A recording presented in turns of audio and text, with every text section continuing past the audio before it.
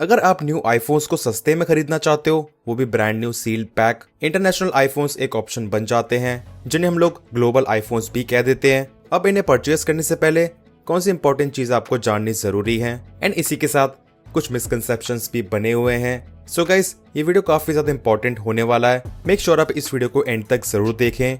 काफी इंपॉर्टेंट चीजें आपके साथ शेयर करने वाला हूँ, एंड इसी के साथ मेरा personal experience. So hey guys, I am Ankit, you are watching Gadgets Live. Let's begin.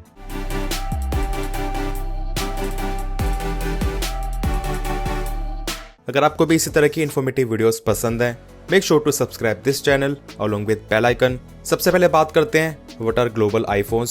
So guys, we already know global iPhone जैसा कोई भी टर्म नहीं है।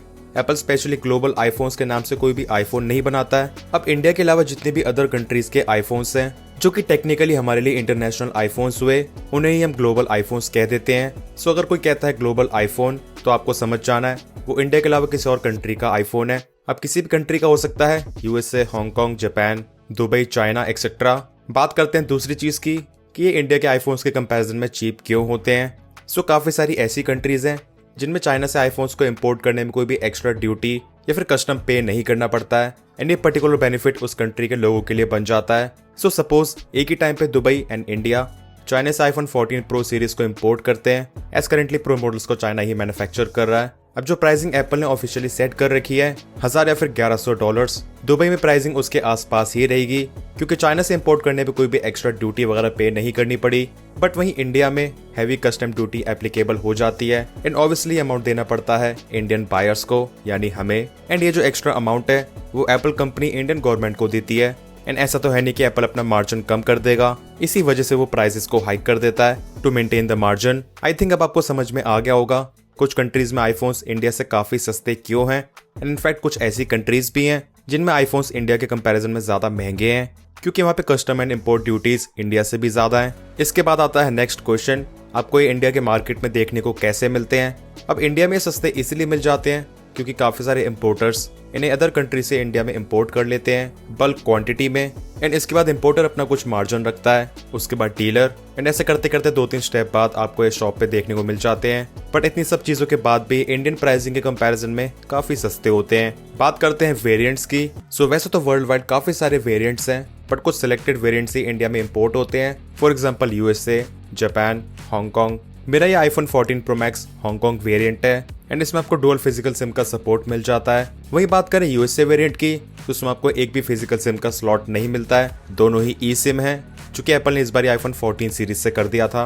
एंड वही बात करें जापान वेरिएंट की, तो उसमें आपको एक फिजिकल एंड एक ई सिम का सपोर्ट मिल जाता है, बट स्पेशली जापान वेरिएंट में आपको शटर साउंड का इशू मिलता है। अब गाइस रिमेंबर, जैसे आप जापान वेरिएंट में इंडियन सिम को इंसर्ट करते हो, वो साउंड चले जाता है, बट अगर आपके फोन में सिम नहीं है या फिर फोन है फ्लाइट मोड पे, तो उस केस में शटर साउंड आएगा। बाकी यूएसए एंड हांगकांग वेरिएंट में ऐसा कोई इशू नहीं है। वहीं इंडिया में दुबई के आईफोन्स में फेस टाइम काम करता है या फिर नहीं, सो गाइस डोंट वरी, ये चीज भी सॉफ्टवेयर अपडेट के थ्रू काफी टाइम पहले ही फिक्स हो चुकी है। सो दुबई के वेरिएंट में भी आपको कोई भी रिस्ट्रिक्शन नहीं मिलेगी इन फंक्शनिंग एंड यूजेबिलिटी। सबसे बड़ा इशू आता है फंक्शनिंग को लेकर। क्या इंडिया में इन आईफोन्स को यूज करने में कोई भी इशू होता है, स्पेशली नेटवर्क में? गाइस, मैंने हर तरह के आईफोन्स यूज करे हैं, Indian, Japan iPhone 13 pro max, Hong Kong का आईफोन 14 प्रो मैक्स, एंड इसी के साथ मेरे पास और भी कंट्रीज के आईफोन्स हैं, for example USA, China. India में इन आईफोन्स को यूज करने में कोई भी इशू नहीं रहता है। आपको बेसिकली एप्पल की वेबसाइट पे जाके देखना है LTE या फिर 5G के बैंड्स, उसमें कितना डिफरेंस है।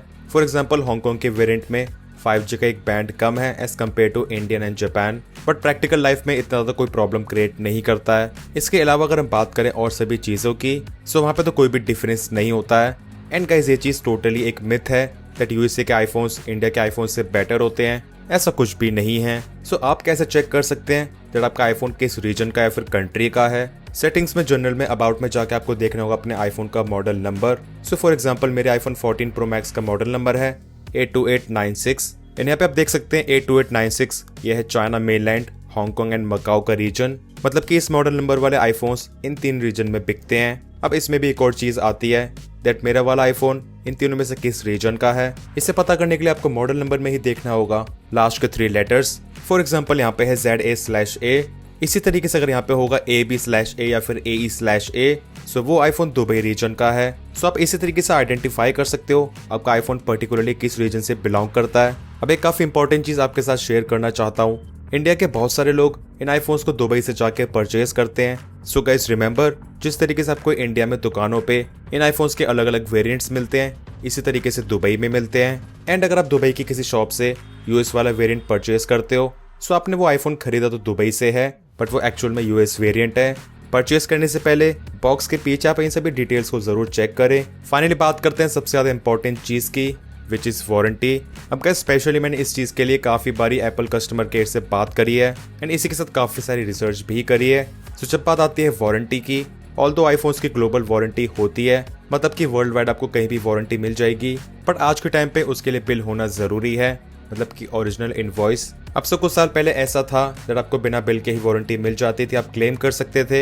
एंड हाँ, आज की डेट में भी अगर आपके आईफोन में कोई छोटा मोटा डिफेक्ट आता है तो उस केस में हो सकता है वो लोग बिल ना मांगे, बट अगर आता है कोई major defect, bill is required. बिना बिल के वारंटी आपको तभी मिल सकती है अगर आपके सर्विस सेंटर में कोई जान पहचान या फिर जुगाड़ है, या फिर आपने इंटरनेशनल आईफोन किसी ऐसी शॉप से खरीदा है जिसकी अगेन सर्विस सेंटर से इंटरनली कोई जुगाड़ वगैरह है, वरना अदरवाइज आपको वारंटी नहीं मिलेगी।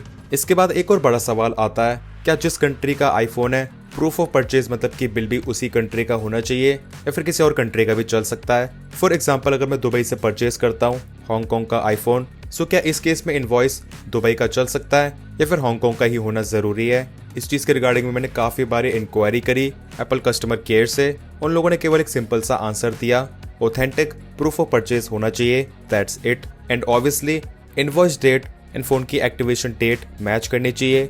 इसी के साथ ऑब्वियसली इनवॉइस पे फोन की details like IMEI number. So although मेरा आईफोन हांगकांग वेरिएंट है, दुबई से परचेज करा गया है, इसे मैं इंडिया में यूज कर रहा हूँ, बट मेरे पास एक लेजिट ओरिजिनल इनवॉइस है, प्रूफ ऑफ परचेज है, मुझे इसकी वारंटी इंडिया में मिलेगी।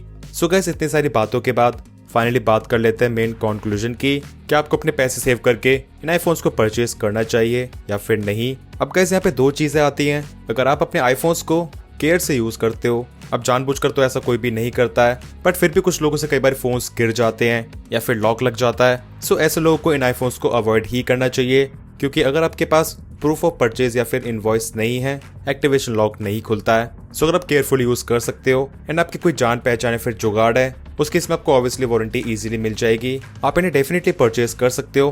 बट ऑब्वियसली ज्यादातर लोगों की ऐसी कोई भी जुगाड़ या फिर जान पहचान नहीं होती है, उस केस में आई रिकमेंड अगर आप परचेज कर रहे हो ओरिजिनल बिल के साथ ही परचेज करना। बाकी का इस इंडियन आईफोन 14 प्रो पे भी काफी अच्छे ऑफर्स आपको देखने को मिल जाते हैं। सो हार्डली 15 से लेके 20,000 रुपए का डिफरेंस ही बचता है। एंड अगर डिफरेंस इतना कम है, आई रिकमेंड आप इंडियन आईफोन को ही परचेज करें। जहां आप स्पेंड कर रहे हो 1 लाख रुपए, वहां 1,15,000 या फिर 1,20,000 रुपए स्पेंड करने में कोई भी बुराई नहीं है। सो गाइस, ये थी कंप्लीट इन्फॉर्मेशन इंटरनेशनल आईफोन्स की या फिर अपनी भाषा में ग्लोबल आईफोन्स। अब ये डिसीजन टोटली आप लोगों का है, आप लोग अपने पैसे कहाँ स्पेंड करना चाहते हो। सभी पर्सपेक्टिव एंड प्रैक्टिकल थिंग्स आपको मैंने बता दी हैं। So guys, what are your thoughts?